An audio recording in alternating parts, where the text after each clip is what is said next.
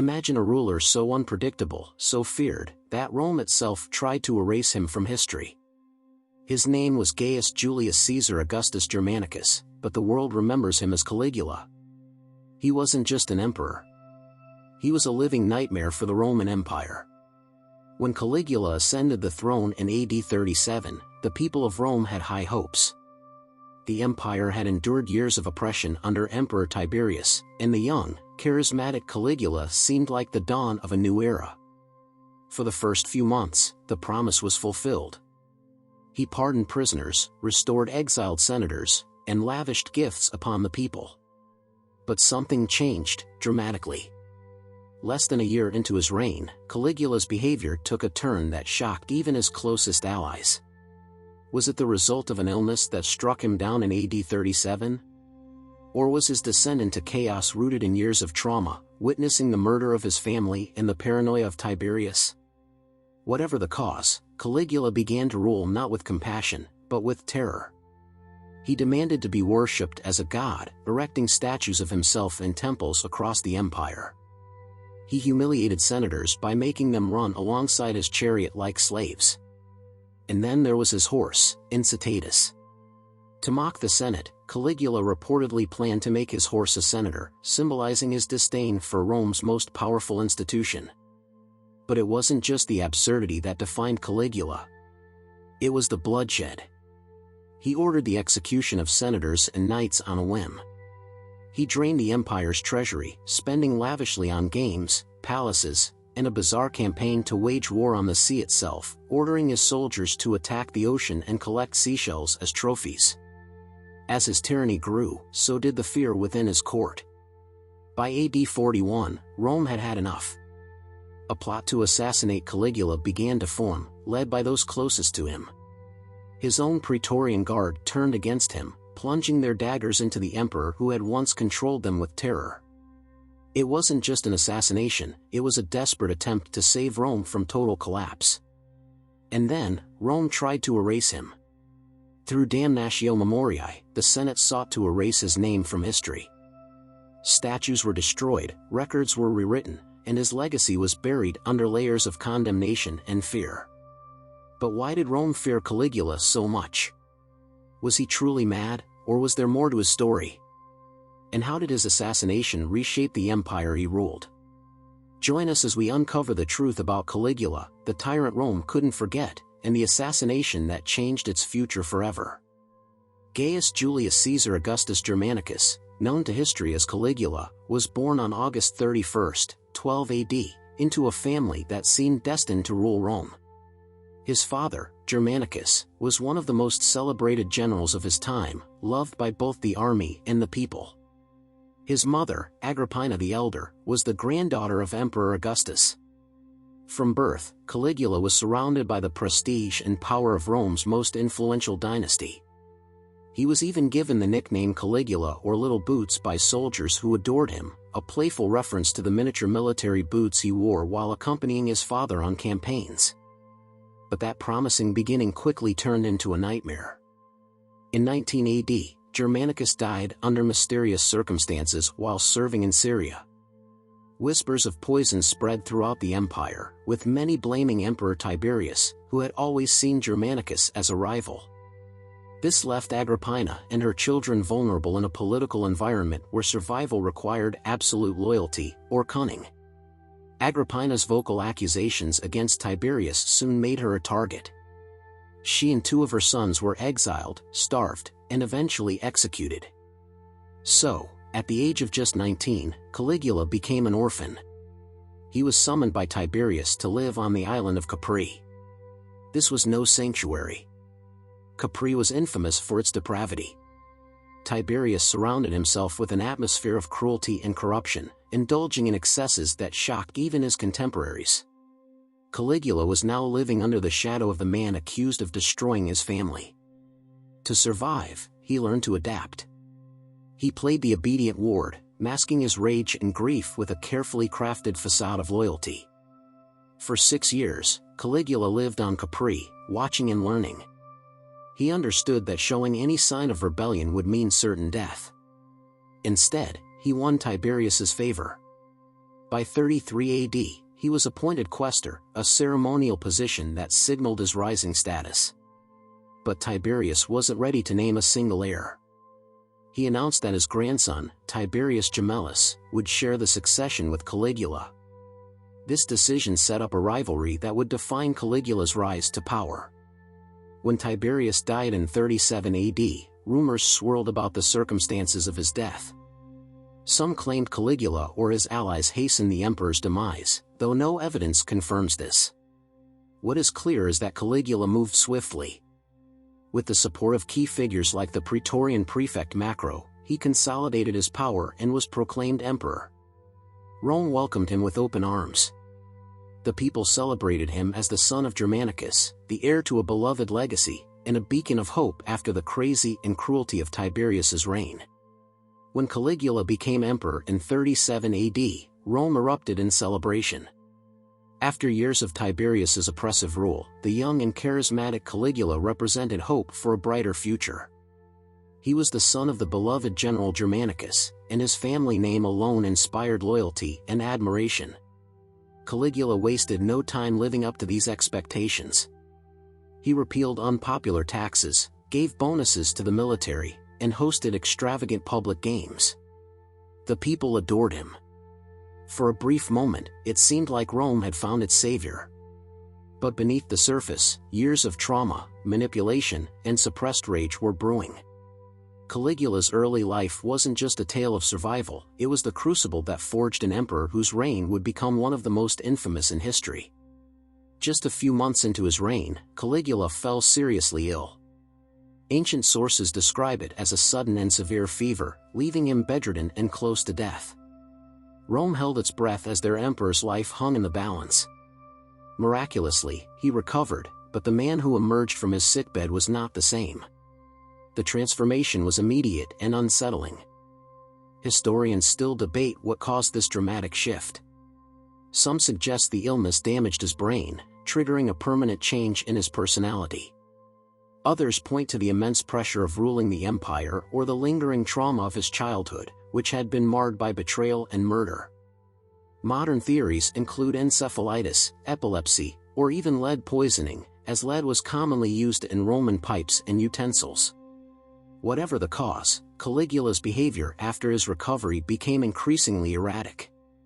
He began to make bizarre and cruel decisions that alienated even his closest supporters. The tax reforms and public games that had made him beloved were replaced by demands for worship and displays of unchecked power. Caligula's once bright and promising reign was rapidly spiraling into chaos. The turning point raised a haunting question: was this a man succumbing to madness, or had his illness simply stripped away the mask of civility? Either way, the Rome that had celebrated his rise was now beginning to fear him. What started as hope for a new era was turning into a nightmare, and the empire would soon face the full force of Caligula's unpredictable reign. Caligula's reign quickly spiraled into chaos, marked by extravagance and brutality that stunned even the most hardened Romans. His appetite for luxury seemed limitless. He drained the imperial treasury, built lavish structures, and hosted extravagant public spectacles designed to dazzle the masses. Among his most infamous creations were the pleasure narrowboats on Lake Nemi.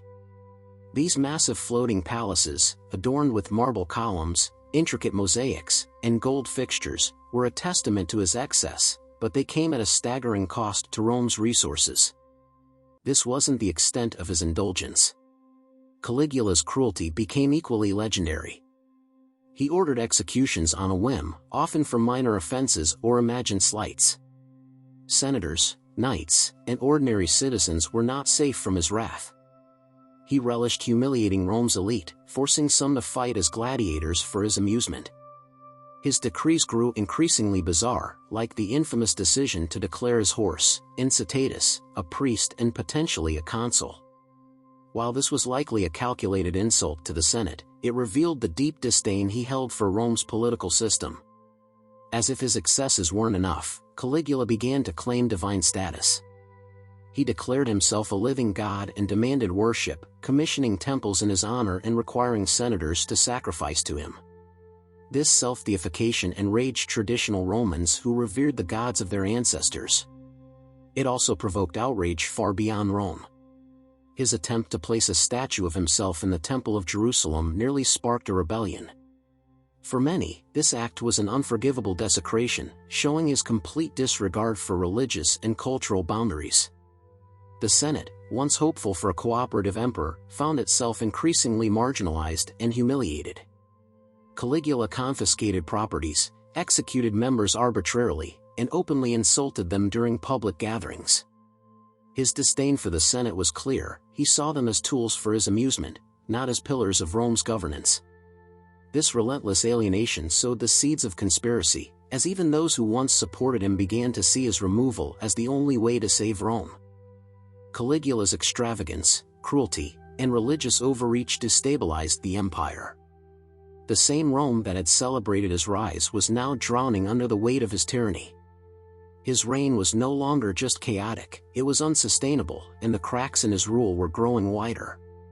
Those closest to him began to see that the only way forward might be without him.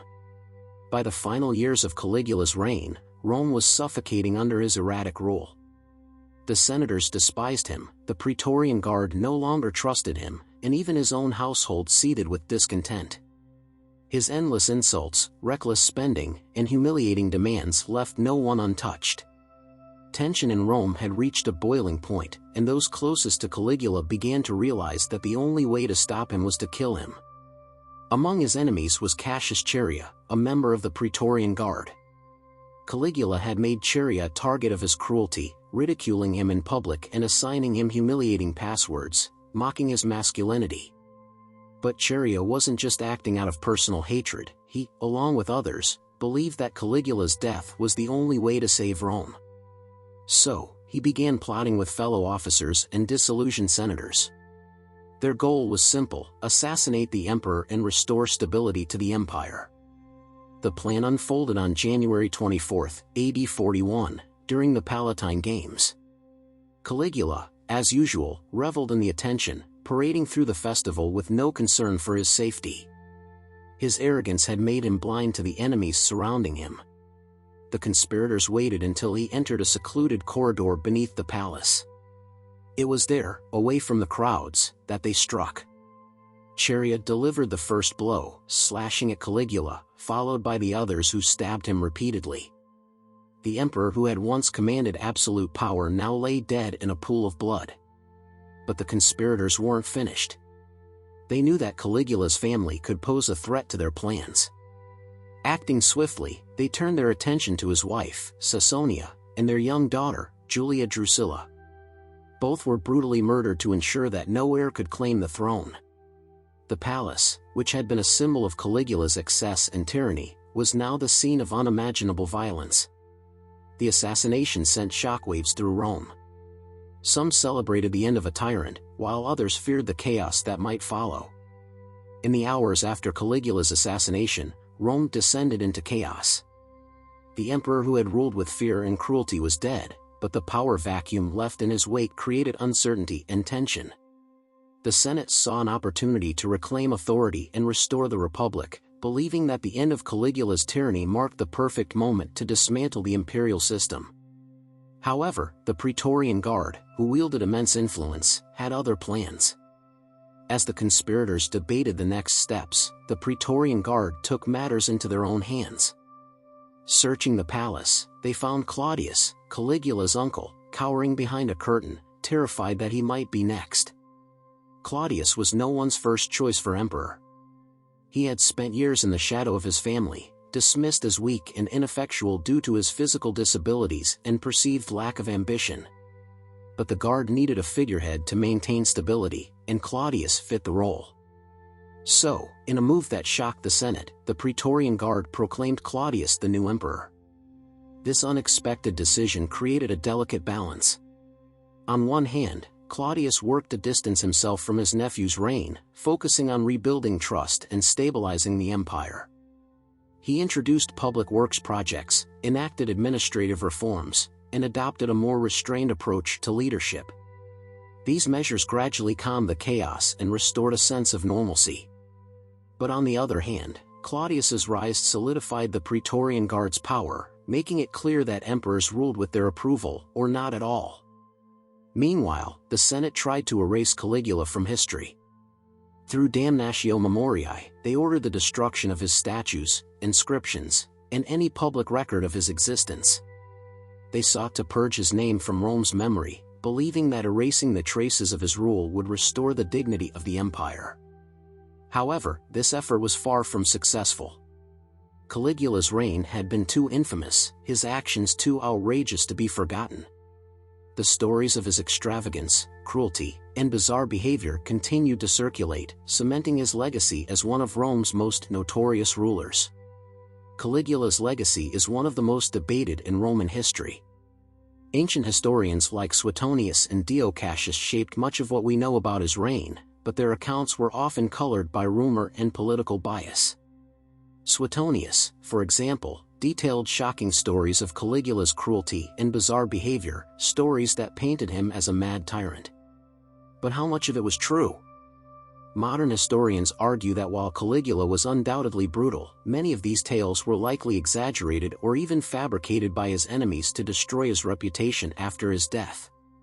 So, what was fact, and what was propaganda? For instance, the infamous story of Caligula planning to make his horse, Incitatus, a consul may not have been a genuine act of madness. Instead, it could have been a calculated insult to Rome's Senate, highlighting his disdain for their power. Similarly, while his claims of divinity enraged traditionalists, they were not entirely unique in the context of Roman imperial culture, where emperors were often elevated to godlike status. These complexities show that the real Caligula might have been just as much a victim of historical bias as a perpetrator of tyranny. Despite attempts to erase his memory through damnatio memoriae, Caligula's story has endured for centuries.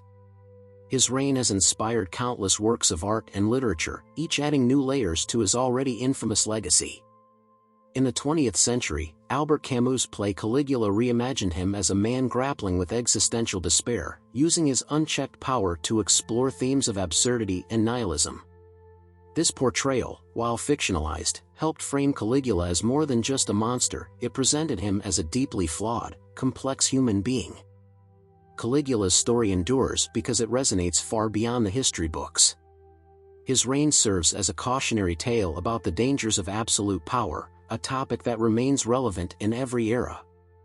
Was he truly a madman, or was he a leader crushed by the weight of his empire and the political games of his time? That question is part of what makes Caligula's legacy so captivating, and why, over 2,000 years later, the world still cannot forget the emperor who ruled through fear, extravagance, and chaos. Now, we want to hear from you. Do you believe Caligula deserved his infamy, or is there more to his story than history has told us? Share your thoughts in the comments below, and don't forget to subscribe to uncover more historical mysteries and turning points.